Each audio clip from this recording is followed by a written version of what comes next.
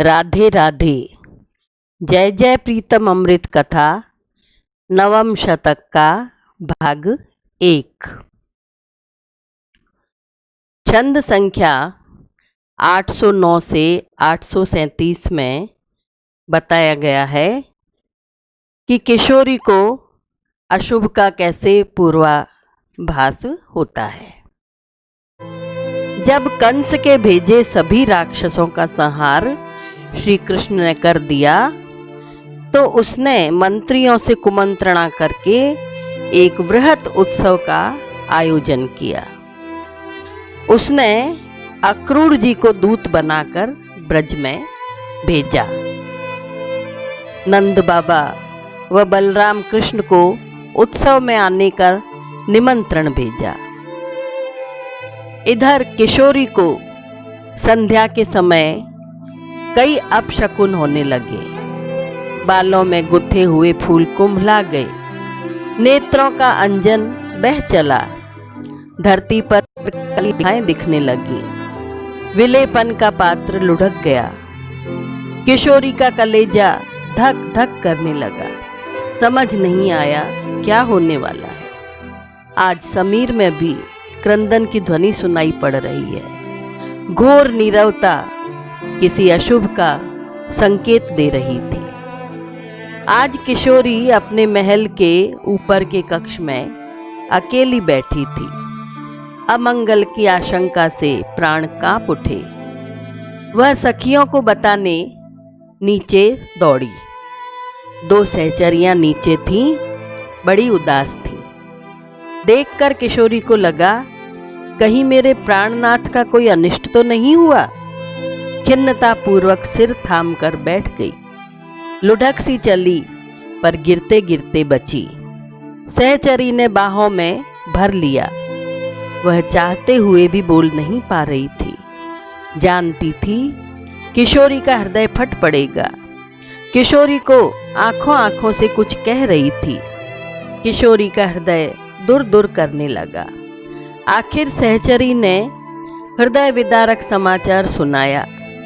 अरे सांवर वन से बहुत दूर जाने वाले हैं, वहां जहां क्रूर नराधम रहता है। भावी महाप्रलय का आभास आरंभ हो गया। नैन स्पंदनहीन हो गए, पुतलियां टंगी रह गईं, मानो प्राणों को उड़ जाने का मार्ग दे रहे हो। किंतु प्राण कैसे उड़ते?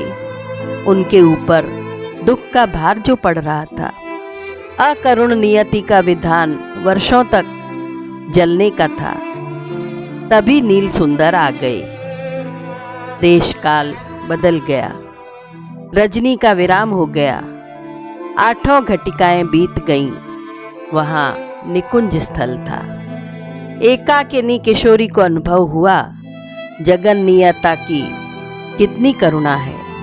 उस नृशंस देश में जाकर प्राणनाथ लौट आए हैं, किंतु नील सुंदर की मुख मुद्रा सत्य बता गई।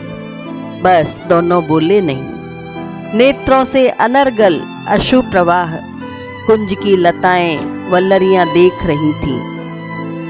किशोरी की चेतना रह रहकर लुप्त हो जाती थी। नील सुंदर का विवेक भी पूरा कुंठित हो जाता। 2 हृदय तड़प रहे हैं, विवेक शांति दान दें, पर नहीं हुआ। किशोरी की मूर्छा भी सह नहीं पाई। उस महाक्रंदन की तप्त उर्मियों में रात्रि बीत रही थी। नील सुंदर सोच रहे हैं कैसे विदा लूं प्राण प्रिया से। जाना तो है, नीरस यात्रा, नीरस अभिसंधि, सब कुछ नीरस, हाहाकार। अचानक किशोरी के मन में लहर उठी। प्राणनाथ नील सुंदर का जाने का प्रश्न क्यों बना?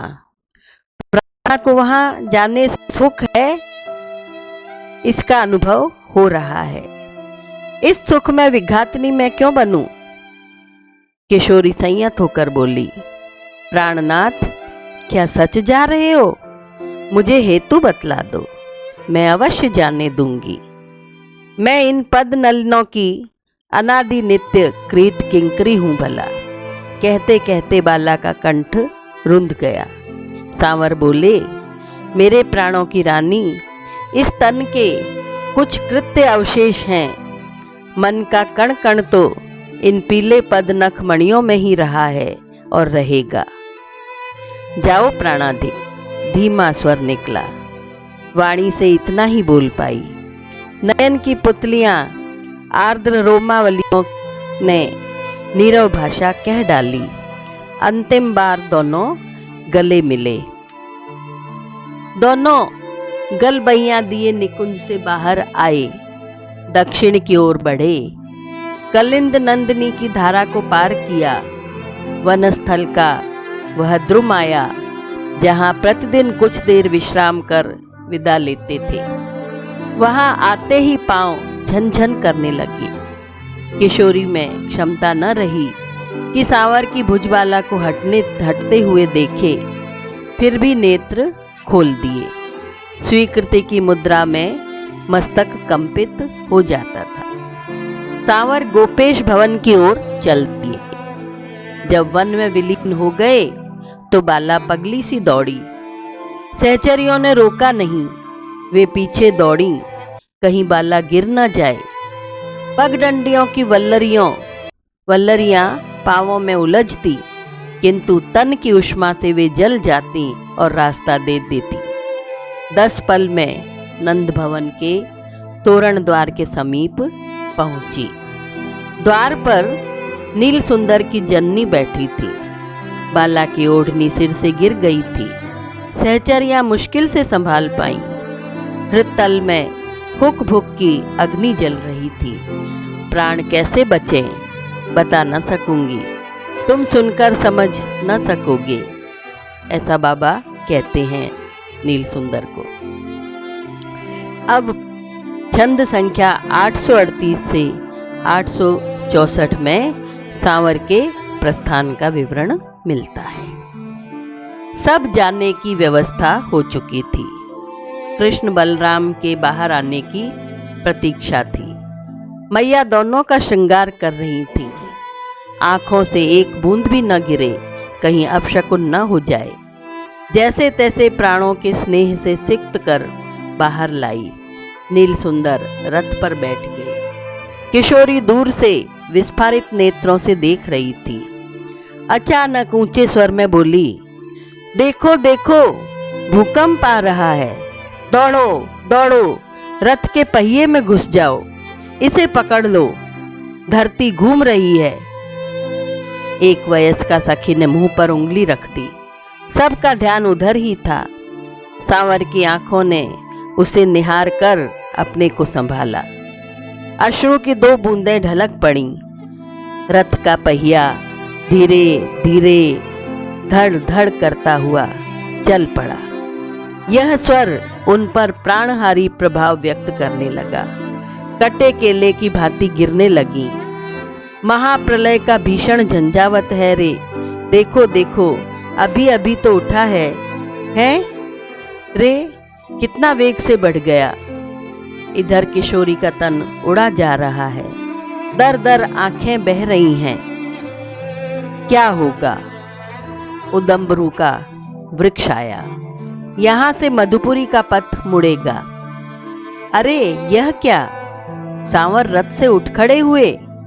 नीली ज्योति 2 भागों में बंट गई। एक किशोरी के हृदय में समा गई और दूसरी रथ ले भागा। रथ ओझल हुए आधा पल बीता तो किशोरी के अट्टहास से वन का कण कण प्रतिनादित हो उठा। किशोरी की दोनों भुजाएं उठ गईं। चरणों में विचित्र गति है। रास का समय हो गया। बहनों नाचो नाचो, मैं तुम्हें नाचना सिखाऊंगी। मेरी जय बोलो, अरे उनकी जय बोलो। सुनकर वन की धरा गलने लगी। देखो, समीप का पत्थर गर्मी पाकर पिघल गया, पानी बनकर बह रहा है। किशोरी जीवित नहीं रहेगी। सहचरियों के प्राण हाहाकार करने लगे। क्या युक्ति हो कि किशोरी के प्राण जाएं? छाती फटती थी, पर वह बोली, री बहन, वन चलें? बहुत देर हो गई। सुमन चयन नहीं किए, कैसे पूजा होगी? सांवर एकाकी खड़े होंगे। खड़े खड़े म्लान हो रहे होंगे। साहस बटोर कर वह बोली, पर छाती फटती थी। कृत्रिम उल्लास लिए थी, पर हृदय दो टूक हो रहा था। जैसे तैसे किशोरी को भुलावा देने का प्रयास कर रही थी। किशोरी दृष्टि डालकर बोली, अरे बहन, बहुत भयंकर स्वप्न देखा है। देख, मेरे प्राण कांप रहे हैं। सुन, क्या होने वाला है? क्या सचमुच ऐसा होने वाला है? तू तो दुःस्वप्नों का परिहार जानती है, बता दे। मैं पहले उसका आश्रय लूंगी, फिर वन में जाऊंगी। ओह, मेरा कुछ भी हो, सांवर सुखी रहें। उन्माद में बड़बड़ा गई, किंतु रथ के पहियों के चिन्ह देखकर हृदय में ज्वाला जल उठी। देख बहन, मेरे प्राणनाथ सुख से पहुंच गए होंगे। कौआ संकेत दे रहा है, इससे पूछ, उस धनुजराज ने यह लीला संवरण कर ली क्या? और मेरे प्राणनाथ सुख से रथ पर आसीन हो गए क्या? वृंदा कानन से कितनी दूर लौट आए हैं, या कुछ विलंब है? हाय रे ज्वाला, हाय रे ज्वाला, अंधकार अंधकार स्वाहा। किशोरी की आंखें पथराने लगी। सहचरियों के हाहाकार से वनस्थल गूंज उठा। किशोरी फूट फूट कर रोने लगी। उसके साथ वन्य जंतु पक्षी भी चीत्कार करने लगे। तरु शाखाओं से प्राण शून्य होकर के गिरने लगे। एक ही क्षण वनस्थल महाघोर रव से गूंज उठा। केवल किशोरी व सहचरियों का क्रंदन था।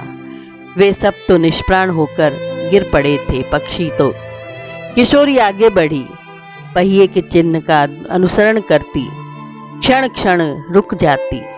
सहचरियां संभाल रही थीं, बार बार पछाड़ खाकर गिर पड़ती। आज पथ न जाने कितना लंबा हो गया था। नीली सरिता पथ में न आ रही थी। गिरिराज के पास जहाँ सरिता पथ बदलती थी, वहाँ पहुँचते पहुँचते मध्याह्न हो गया। इस हृदय विदारक इतिवृत्त को छोड़ किशोरी ने नीली सरिता में कैसे अवगाहन किया, वही सुनेंगे हम कल के दूसरे भाग में। किशोरी ने अंजलि में जल भर लिया और वो अब सरिता से जो व्यथा सुनाएगी वो दूसरे भाग में हम सुनेंगे। राधे राधे, राधे राधे, राधे राधे, राधे राधे।